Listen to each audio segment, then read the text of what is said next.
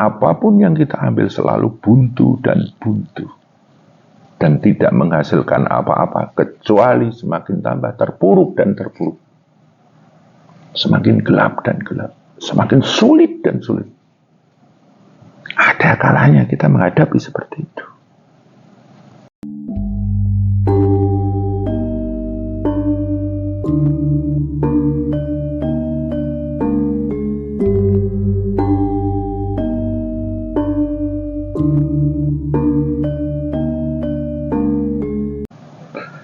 Ketika kita membahas tentang takdir, membahas tentang nasib, saat itulah kita berhadapan dengan suatu hal yang sangat misterius.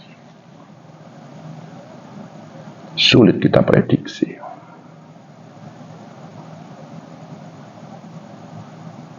Di dalam membicarakan tentang takdir dan nasib ini, dalam faktanya, kadangkala kita menghadapkan suatu keadaan yang benar-benar sulit, benar-benar berat, benar-benar gelap. Panjenengan, kula, semua orang ada potensi di situ. Karena hidup itu kadang di atas, kadang di bawah. Ketika kita di bawah, ini masalahnya. Yang kita bicarakan sekarang ketika kita sedang di bawah. Ketika kita mendapatkan satu keterpurukan yang sangat parah. Kesulitan, himpitan, beban, gelap. Dan saat kita mengambil satu jalan untuk menyelesaikan semuanya itu, kita selalu menemukan kebuntuan. Jalan apapun yang kita ambil selalu buntu dan buntu. Dan tidak menghasilkan apa-apa kecuali semakin tambah terpuruk dan terpuruk. Semakin gelap dan gelap. Semakin sulit dan sulit. Ada kalanya kita menghadapi seperti itu. Kesedihan berdetak sesuai dengan detak jantung kita. Kesedihan berdenyut sesuai dengan denyut nadi kita. Pikiran kita, hati kita selalu diliputi dengan kegalauan, kegundahan, kekhawatiran, keresahan, dan lain sebagainya. Seakan-akan kita sedang di ujung derita. Ada kalanya seseorang mengalami seperti itu. Dan ada itu. Banyak orang seperti itu. Lantas apa seandainya kita menghadapi hal seperti itu? Kita harus introspeksi, mawas diri, muhasabah. Itu jalan pertamanya. Mungkin saat itu kita sedang jauh dengan sang penguasa takdir, sang penguasa nasib. Atau mungkin hubungan kita tidak baik. Sudah jauh hubungannya nggak baik. Padahal Allah lah sang penguasa takdir. Allah lah sang penguasa nasib. Kita jauh. Kita tidak baik hubungannya dengan Allah. Itulah pintu penderitaan. Makanya seandainya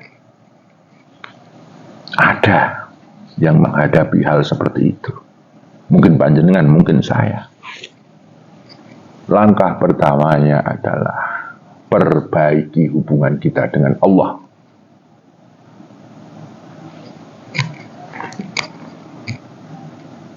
Dan mungkin ketika kita jauh, perbaiki kedekatan diri kita dengan Allah.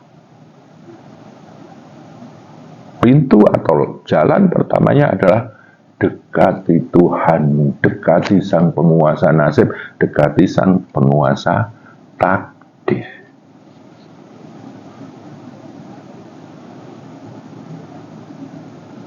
Lantas langkah sederhananya gimana? As-sholatu imaduddin.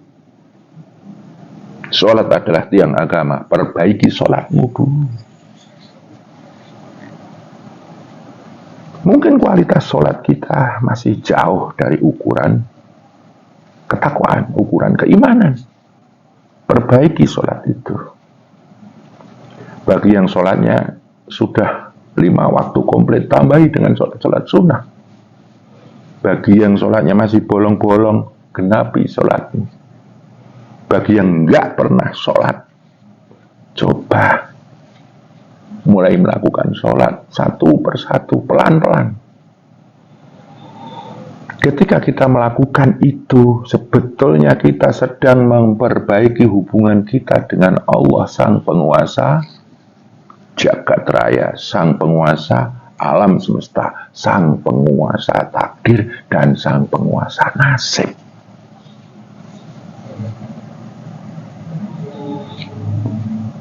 Dengan secara alami ketika kita memperbaiki sholat kita akan mendekat kepada Allah. Dan secara alami terperbaikilah hubungan kita dengan Allah. Secara tidak sadar akan tambah baik, tambah dekat hubungan kita dengan Allah.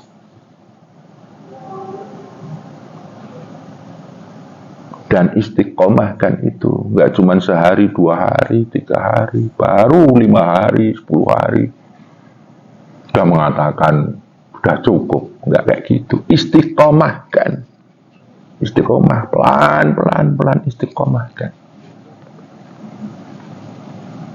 Terutama bagi orang-orang yang sudah sholatnya lumayan, sholat malam, kita istiqomahkan. Coba dipraktekkan. Secara alami pasti akan terperbaiki hubungan kita dengan Allah. Ingat, dalam dasar ini atau pembahasan ini kita bicara tentang Sang Penguasa nasib, Sang Penguasa takdir. Naif kalau kita sedang ingin memperbaiki nasib kok jauh dengan Sang Penguasa nasib, Sang Penguasa takdir. Selanjutnya apa setelah memperbaiki sholat? Perbaiki zikirmu. Monggo. Selama ini mungkin kita banyak menggerutu, banyak mengeluh, banyak menyalahkan keadaan, menyalahkan orang, bahkan menyalahkan Tuhan. Kok aku seperti ini? Ganti itu dengan lafaz-lafaz zikrullah. Zikir itu kan bermacam-macam. Satu, zikir tauhid, la ilaha illallah. Zikir puja-puji, subhanallah, alhamdulillah, Allahu akbar, la haula wala quwata illa billah.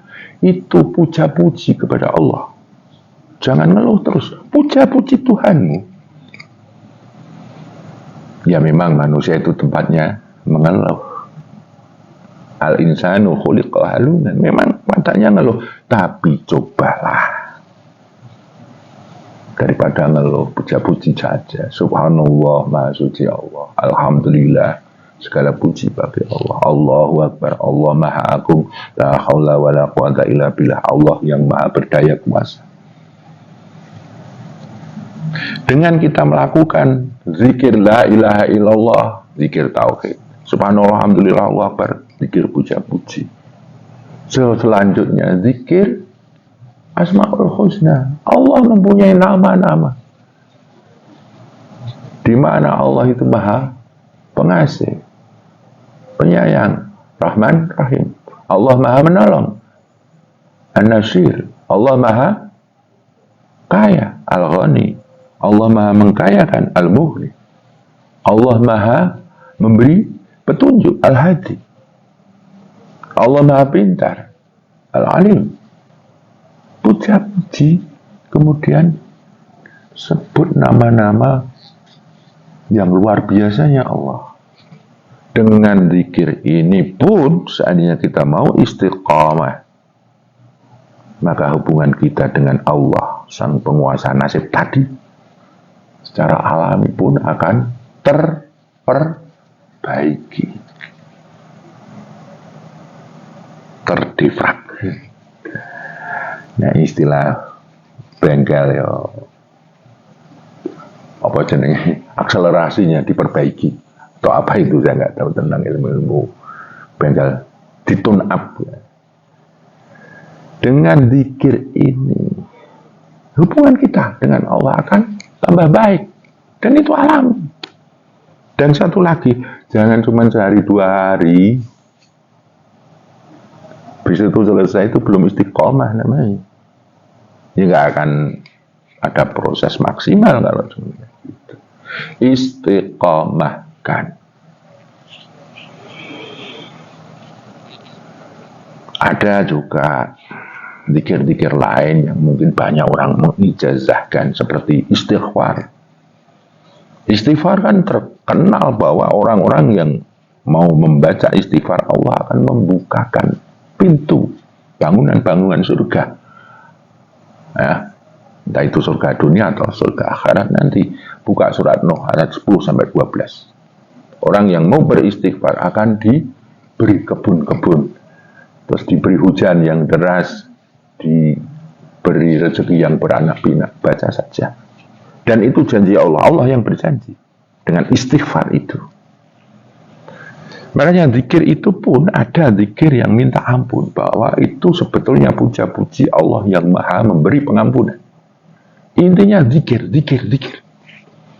Agar engkau tambah dekat. Nah, zikir ini untuk menyertai ketika engkau memperbaiki sholatmu. Habis sholat lakukan zikir ini.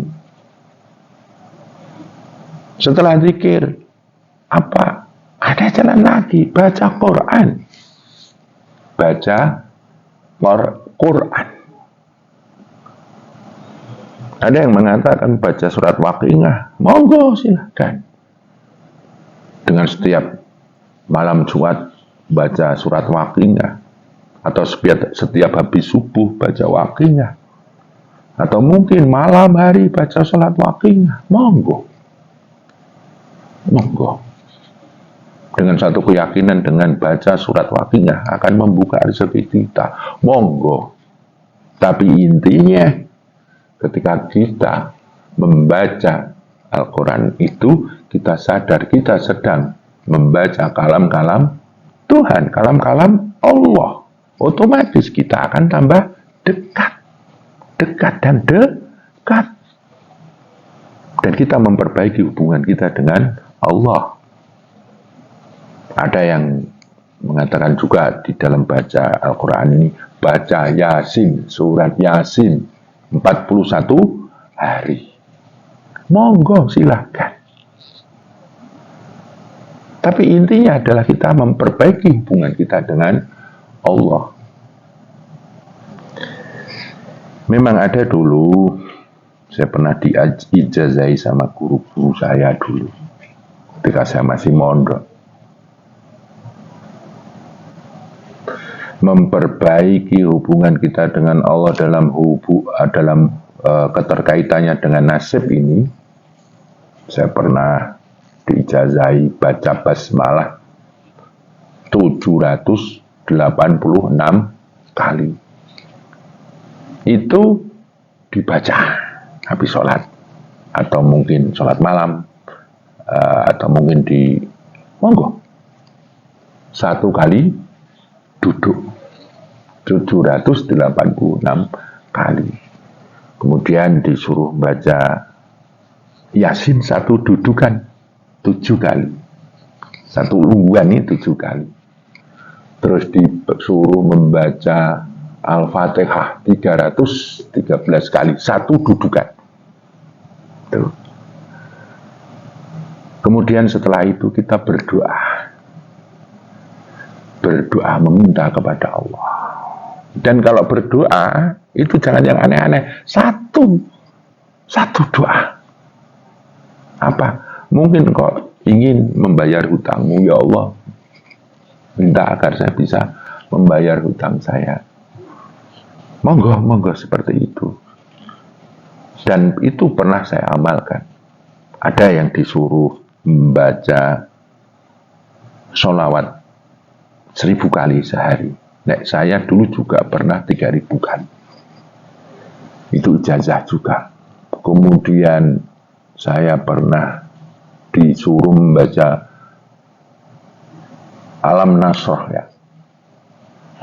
Alam Nasrah laka sodrak wa wada'na anka bizrak itu 9 kali setiap habis sholat maghrib.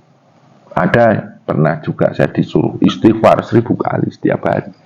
Yang penting istiqomah. Dan ingat, semua bacaan-bacaan itu intinya kita yang dulunya jauh ingin dekat dengan Allah sang penguasa nasib atau sang penguasa takdir.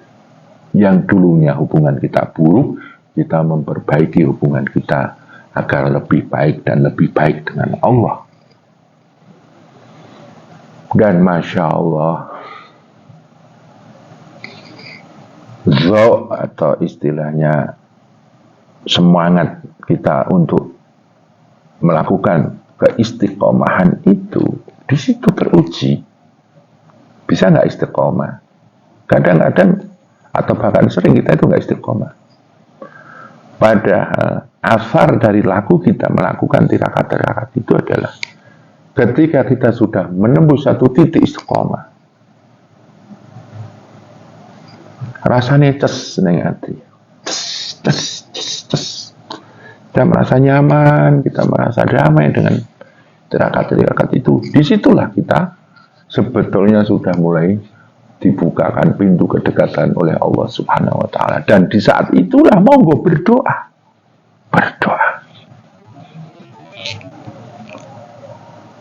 Allah berjanji, ud'uni fastajib lakum.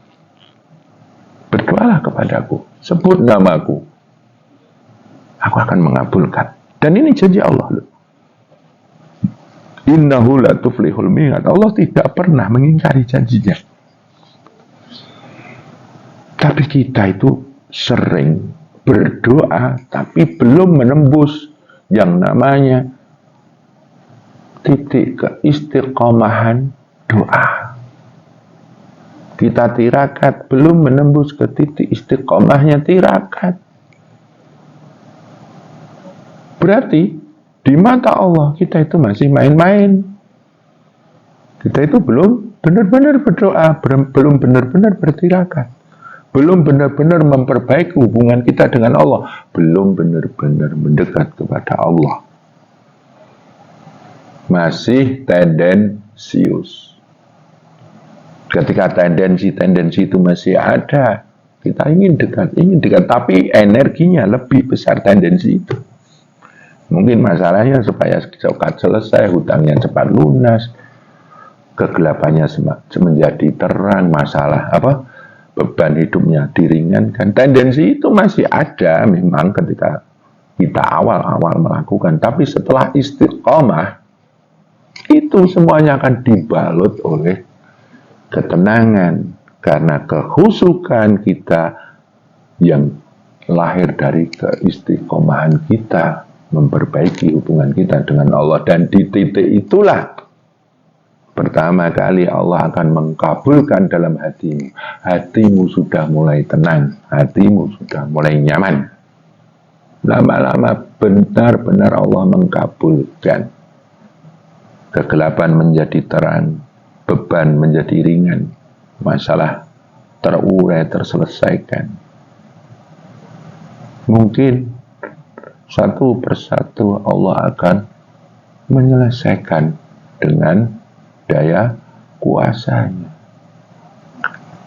Dan Allah memandang keistiqomahan kita. Allah memandang kesungguh-sungguhan kita.